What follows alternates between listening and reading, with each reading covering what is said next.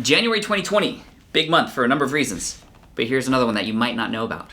I sold 2 businesses last month. And it made me think about, well, what helped me get there? I can't disclose how much money, but I can disclose the number one tip that helped me start both of those businesses and also execute all the way through to a sale. Stick around because this tip might make or break you.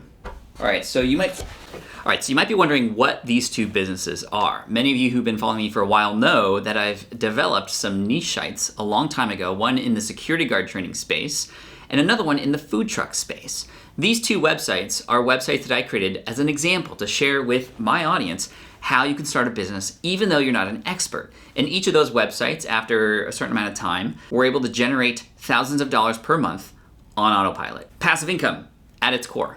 And over time, each of those websites have generated hundreds of thousands of dollars with doing very little work, which was amazing. So it might surprise a lot of you that I've sold these 2 things because well, they were making money without any work. But were they? Now I say they were hands-off, and 98% of the time they were. However, for both of those websites, they needed updates every once in a while. You know, systems and software changes every once in a while. Industries change, and you need to keep your content updated. And for both, I had teams of writers who were there to support as well to keep things updated, but it still was something that every once in a while I would get an email about, I would get pinged about, I get a message about, and sometimes a text message about. So although I didn't have to do anything to generate income, it still took some of my time, some of my bandwidth away from the other things that I have going on. And so although I could have held on to these for much longer, I wanted to wipe the slate clean. Clean slate. And clear those things out of my brain because I know that I have a lot to focus on, and we often don't realize how those little tiny things get in the way of us focusing on those bigger things. There's a joke in there somewhere, but I'm not even gonna try to find it. That's what she said.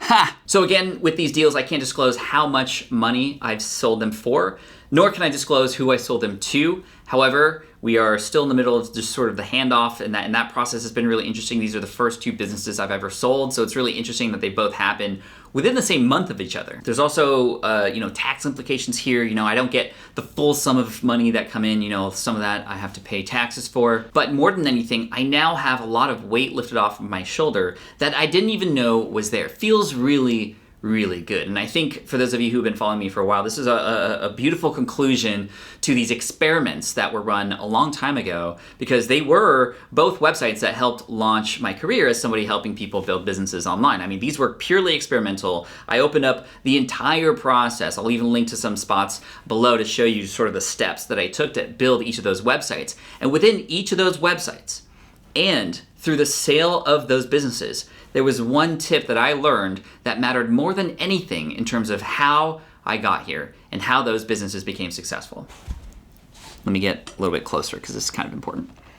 The fortune is in the follow-up. The fortune's in the follow-up, people. So here is a micro example, and then I'll share a macro example of that, a bigger one. So a micro example, micro. When I launched Food Trucker, by the way, a lot of people are like, Pat, you don't even have a food truck. I was proving to people that you don't have to be the expert to create something that could generate money. I became the curator of information. I interviewed food truck owners. I brought them on to the blog to share their experience, and I was just the one who stepped up to create that hub. So to launch foodtrucker.com, very interesting, I did what's called a roundup post. If you publish content of any kind, I highly recommend you do this. So I reached out to 250 food truck owners, asking them one simple question. What's one thing you wish you knew before you started a food truck? 250 food trucks. Where did I get their emails? Well, obviously many of them had websites and social channels, and I just found them and I reached out to them. They were from all over the United States. And I had this big plan. I was gonna feature, as many as I could on this blog post. And after a week, how many responses I got? I got 4. 4 responses out of 250. And I was like, well, that didn't work. But what was that tip I shared with you? The fortune is in the follow-up. So after a week, I reached back out to everybody who did not reply. That's 246 new people. And I did send them all emails individually. I personalized them each. I was really working hard to see if I could get their answer because I knew this would be a very, very valuable blog post. I mean, if you're getting into food trucks, who wouldn't want to know what's the one thing food truck owners wish they knew before they got started? So I followed up And I didn't send them a very long message. All I said was, hey, I just wanted to follow up with you. I would love to feature your food truck in my upcoming article. And guess what? I got 46 more replies within 2 days. Much better, let's go. I got a lot of excuses like, oh, sorry, I totally missed that email. Or, oh yeah, I meant to go back and answer you, but I just didn't have the opportunity to do it. Who knows if they were lying or not? The big lesson, the fortune is in the follow-up. So I compiled all their answers, I put them on a blog post, I launched the website with that blog post as the main feature. I had a few other blog posts there as well, but that was the main feature, and it went viral. It has over 2,700 comments now, and it even got picked up on Reddit, and it still continues to this day to rank really well for how to start a food truck. The fortune is in the follow-up. So that's a micro level example. There's very many examples in all of my businesses of just sort of micro successes through following up. But let me tell you about a macro example. 2 years ago, I actually had a person who was interested in buying securityguardtraininghq.com. Interesting story, when I was building that website, to get the information, I literally called security guard companies all around the United States, one in each state actually, just to get the information from them straight from the source how to become a security guard in that state, because every state has a different set of requirements and licenses that you need to get and all that sort of stuff. So again, me, not being a security guard, not even knowing anything about this space, I just stepped forward and did the research and called people. Yeah, like actually called with, a phone. So anyway, that's not the example. The example here is with the fortune is in follow-up. This person, we chatted for a long time. I shared with them a lot of the analytics and the statistics and the revenue that was happening with the website. And after 4 or 5 months of back and forth, and this person was about to close on the deal for a very, very good amount, he sort of backed out. And it was kind of deflating because we worked a long time to try and get there, and it just didn't work out. This person had come across some unforeseen events in his life and just was unable to follow through. And I felt bad about that because I got excited about the notion of just handing this off to somebody who was going to take care of it and kind of move on from it, which is ultimately what I wanted to happen. Now, it would have been very easy to give up there and just realize that, yeah, hey, this is probably not the right time, or I could take that as a sign, but I persisted. I kept going. I didn't bother that person because I wasn't supposed to. He had been going through some stuff, but I just put feelers out there, and I told my team, I told a number of other people, like, hey, I'm looking to potentially find a buyer for the site. I want somebody who's going to take care of it, and I just continually kept plugging that. And eventually, after a year, somebody on my team said, hey, I mentioned this website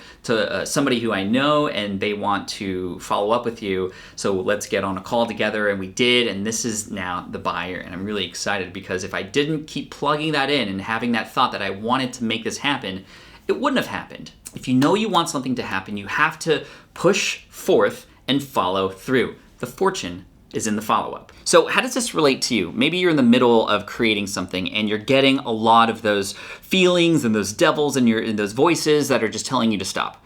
Well, you gotta follow through. Have you ever golfed? When you golf, and I've taken lessons before because I desperately needed them, you realize that the follow-up is where a lot of the straightness and the power comes from. If you stop your club right at the ball, well, you don't give it enough swing. You need to swing. And you need to follow through. I gotta get back on the golf course. It's been a while.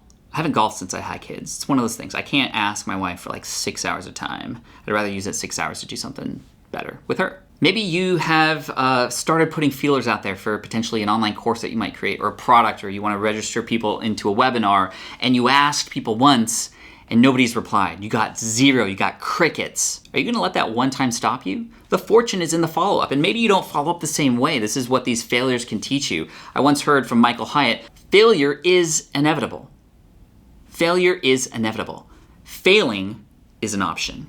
You have the choice to walk away from that situation and not even give it another chance, or try again, learn from your mistakes, and follow through. The fortune is in the follow-up. So if you do a promotion one day and you have no takers, or maybe just one customer, like great, you got one customer, that's fantastic.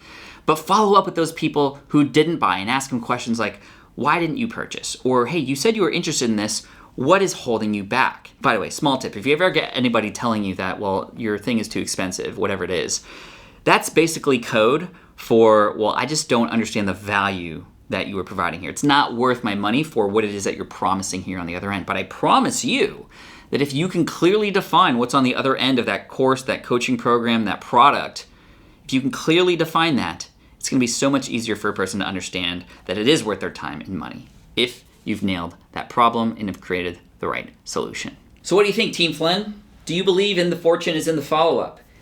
Let me know in the comments below where you know you need to follow up. Also, if you agree, hit me up with a thumbs up. That helps with the algorithms.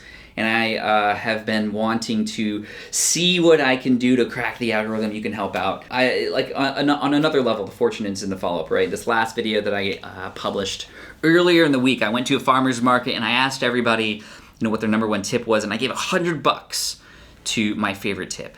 And I worked really hard on the thumbnail. I worked really hard on that video, putting it together, making it interesting, making it different, and then it just pooped. It just did not, I was getting notifications from YouTube saying, this is being watched 58% less than normal for your videos, and people aren't actually sticking around after they start playing it. I'm like, oh man, that sucks. But you know what? Here's a new video. I'm gonna keep going because the fortune is in the follow-up. And there's a lot of lessons I learned even just in this past week about that video.